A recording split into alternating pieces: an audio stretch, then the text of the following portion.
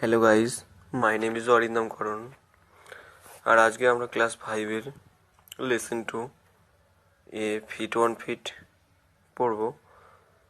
প্রথমেই আসি এই title, fit 1 fit.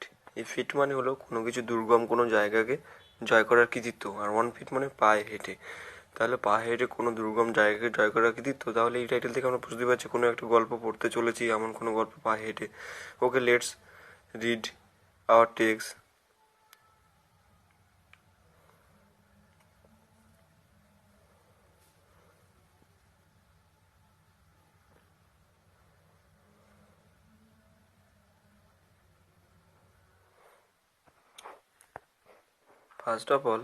First para, Edmund Hillary and Tenzing Norgay were part of the British expedition to Mount Everest in 1953.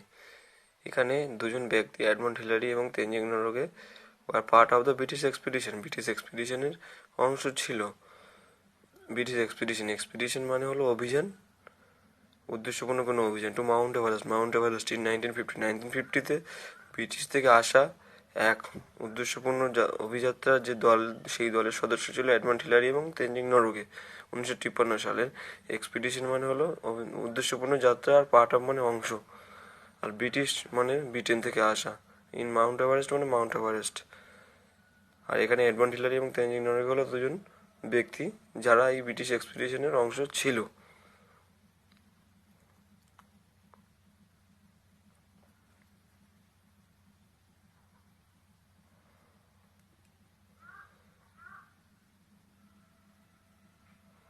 Next para, Colonel John Hunt led the expedition. Colonel John Hunt এই অভিযানটাকে পরিচালনা করেছিলেন বা নেতৃত্ব দিয়েছিলেন। Hunt selected a team of people. Hunt নির্বাচন করলো একদল সদস্যের দল। All of whom were experienced climbers, যাদের মধ্যে ছিল পাহাড়ে চড়ার অভিজ্ঞতা। Edmund Hillary a climber from নিউজিল্যান্ড। এডমন্ড হিলারি নিউজিল্যান্ডের পর্বতারোহী ছিল। And Tenzing Norgay a Sherpa from India, এবং তেনজিং নরগে ছিল ভারতীয় পর্বতারোহী। Were among the 11 chosen climber, সেই 11 জন পছন্দের যে টিম হয়েছিল, হান্ট সিলেক্টেড করেছিল, সেই সিলেক্টেড দলের এডমন্ড হিলারি নিউজিল্যান্ড থেকে পর্বতারোহী হিসেবে এবং ভারতের শেরপা হিসেবে তেনজিং নরগে ছিল। সেই দলের মধ্যে যে 11 জনের সদস্য নির্বাচন করেছিল জন হান্ট, সেই দলের সদস্য ছিল। লিড মানে পরিচালনা করা, এক্সপিডিশন মানে উদ্দেশ্যপূর্ণ যাত্রা, আর অল অফ হোম মানে যাদের মধ্যে আছে, এক্সপিরিয়েন্স মানে অভিজ্ঞতা, ক্লাইম্বার মানে চড়তে পারা বা উঠতে পারাকে বলা হয় ক্লাইম্বার্স, আর ক্লাইম্বার মানে পর্বত আরোহী। এখানে ক্লাইম্বার মানে পাহাড়ে চড়ার অভিজ্ঞতা, ক্লাইম্বার মানে পাহাড়ে চড়াকে বলা হচ্ছে ক্লাইম্বার। শেরপা মানেও পর্বতারোহী, ভারতের শেরপা বলা হয়, আর নিউজিল্যান্ডে বলা হয় ক্লাইম্বার। ওকে, নেক্সট প্যারা।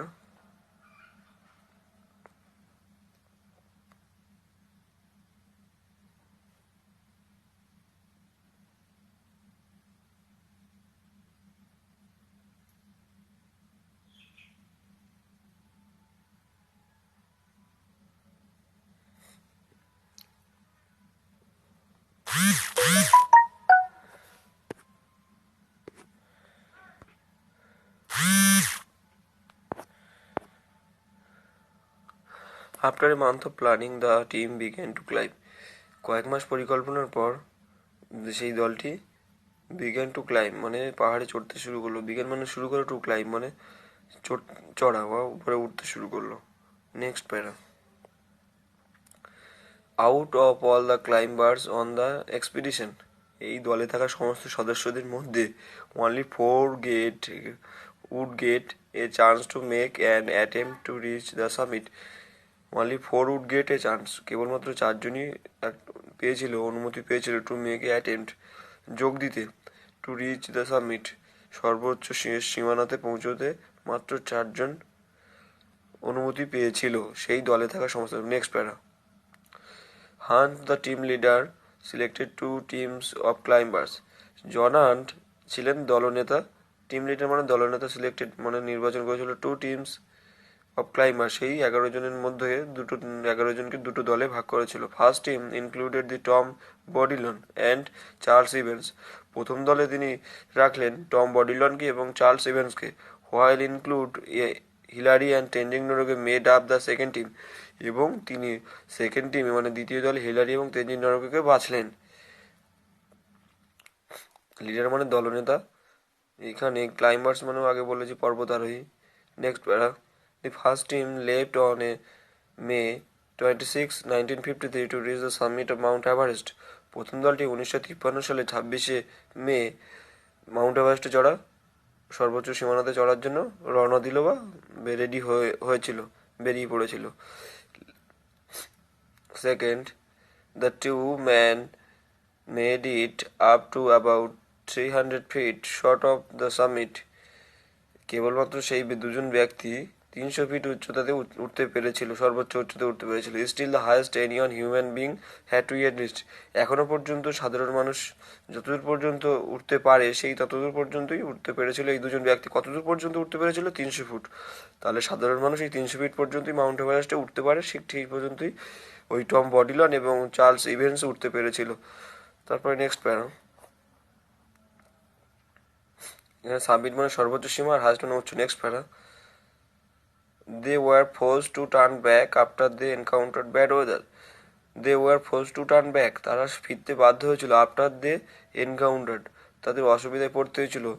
ব্যাড ওয়েদার, খারাপ আবহাওয়ার জন্য তাদের পড়তে হয়েছিল এবং তারা বাধ্য হয়েছিল ফিরে আসতে। ব্যাড ওয়েদার মানে খুব খারাপ ওয়েদার, টার্ন ব্যাক মানে ফেরা, আফটার দ্য এনকাউন্টার মানে খুব বাজে অবস্থায় পড়ার জন্য। নেক্সট প্যারা, at 4 AM on May 29, 1953, Hillary and Norway awake and got ready for their climb. 1953 সালে 29শে মে ভোর 4টের সময় হিলারি এবং নরওয়ে ঘুম থেকে উঠলেন বা জেগে উঠলেন, অ্যান্ড টু গট রেডি, এবং নিজেরা তৈরি হলেন, ফর দেয়ার ক্লাইম্ব, তাদের পাহাড়ে ওঠার জন্য বা রেডি হওয়ার চড়ার জন্য তারা প্রস্তুত হয়ে পড়লেন। Hillary discovered that his boots had frozen and spent 2 hours to defrosting them. Hillary আবিষ্কার করলেন যে দ্যাট হিজ বুটস, তার বুটগুলি হ্যাড ফ্রোজেন, বরফে ঢেকে গিয়েছিল, অ্যান্ড স্পেন্ট 2 hours, এবং তারা সময় কাটালেন 2 ঘন্টা, ডিফ্রস্টিং দেম, সেই বরফগুলোকে মুক্ত করার জন্য তারা সেখানে 2 ঘন্টা সময় অতিবাহিত করলো। ফ্রোজেন মানে বরফে ঢেকে যাওয়া, আর ডিফ্রস্টিং মানে বরফ মুক্ত করা। নেক্সট প্যারা, the two men left camp at 6:30 AM upon their climb. They came upon the particular difficult rock face, but Hillary found a way to climb it. The two men left camp. সেই দুজন ব্যক্তি camp থেকে বেরিয়ে আসলেন 6:30 AM মানে সকাল 6:30টার সময়। আপন দেয়ার ক্লাইম্ব, তাদের চড়ার আগের সময় পর্যন্ত। দে কেম আপন দেয়ার পার্টিকুলার ডিফিকাল্ট রক, এবং তারা একটা খুব খাড়াই একটা পাথরের সামনে এসে দাঁড়ালো। But Hillary found a way to climb it, এবং কিন্তু হিলারি একটা নতুন পথ খুঁজে পেলো এটাতে চড়ার জন্য। নাও কল্ড হিলারিস স্টেপ। রক ফেস বলতে ডিফিকাল্ট রকটাই এখন পরিচিত কি হিসাবে? হিলারিস স্টেপ। মানে হিলারি যেহেতু আবিষ্কার করেছিল সেহেতু এই পাথরটার নাম দেওয়া হয়েছিল হিলারিস স্টেপ। নেক্সট প্যারা, at 11 AM, Hillary and Norogay at 11:30 AM, Hillary and Norogay reached the summit of Mount Everest. At 11:30 AM মানে সকাল 11:30টার সময় হিলারি অ্যান্ড নরগে রিচড মানে পৌঁছে গিয়েছিলেন the summit of the mount এভারেস্টের চূড়ায়। Hillary reached out to shake Norgay's hand. Hillary হাত বাড়িয়ে দিয়েছিল নরওয়ের হাতটাকে হ্যান্ডশেক করার জন্য। But Norgay gave him a hug into detail, কিন্তু নরওয়ে তাকে হ্যান্ডশেক করার বদলে তাকে জড়িয়ে ধরেছিল আনন্দের অনুভূতি অনুভব করার জন্য। The two men enjoyed only 15 minutes at the top of the world. The two men, এখানে the two men বলতেন হিলারি এবং নরওয়েকে বুঝিয়েছে,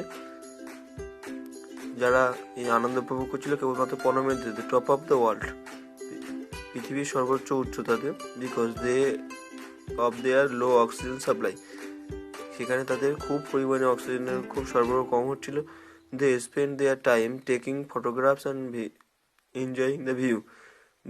তারা কাটিয়েছিল দেয়ার টাইম মানে তাদের সময়, টেকিং মানে নিয়ে দ্য ফটোগ্রাফ মানে ছবি তুলে বা নিয়ে অ্যান্ড এনজয়িং দ্য ভিউ, এবং সেই সর্বোচ্চ উচ্চতা থেকে অর্থাৎ মাউন্ট এভারেস্টের চূড়া থেকে পৃথিবীর সেই অপূর্ব সৌন্দর্যতা যা তারা দেখছিল এবং আনন্দ উপভোগ করছিল, মোহিত হয়ে যাচ্ছিল। এনজয়িং মানে আনন্দ উপভোগ করা, মোহিত হওয়া, প্রফুল্ল হওয়া, যা সেই অপূর্ব ভিউ মানে দৃশ্য। এখানে দৃশ্য বলতে এখানে পৃথিবীর সেই অপূর্ব দৃশ্য, পৃথিবীর অত উঁচু থেকে যে দৃশ্য, সেই দৃশ্য দ্বারা উপভোগ করছিল। মানে উঁচু থেকে কীরকম পৃথিবীকে দেখতে লাগে, তার অপূর্ব দৃশ্য সেই দৃশ্য দ্বারা দেখছিল। তাহলে ফটোগ্রাফ মানে ছবি, আর গ্রাফস মানে ছবিগুলি, মানে কত ছবি তুলছিল, মানে একটা তো ছবি তুলেনি, যেহেতু তারা টেকিং ফটোগ্রাফস মানে তারা ছবি নিচ্ছিল, অ্যান্ড এনজয়িং দ্য ভিউ এবং অনুভব করেছিল। স্পেন্ড মানে সময় কাটানো, লো অক্সিজেন মানে খুব কম পরিমাণ অক্সিজেন, সাপ্লাই মানে সরবরাহ, টপ অফ দ্য ওয়ার্ল্ড মানে পৃথিবীর সর্বোচ্চ উচ্চতাতে। টু মেন বলতে এখানে এডমন্ড হিলারি এবং তেনজিং নরগেকে বুঝিয়েছে। এরপর আসি পরের প্যারা। নরগে প্লেসড এ food offering two god. Norgay placed মানে রেখেছিল ফুড খাবার, অফারিং টু গড ঈশ্বরের উদ্দেশ্যে কিছু খাবার তারা উৎসর্গ করেছিল বা প্রসাদ হিসেবে রেখেছিল ভগবানের উদ্দেশ্যে। When there 15 minutes were up, যখন তাদের 15 মিনিট সময় কেটে গিয়েছিল বা চলে গিয়েছিল, অতিবাহিত হয়ে গিয়েছিল, Hillary and Norgay made their way back down the mountain.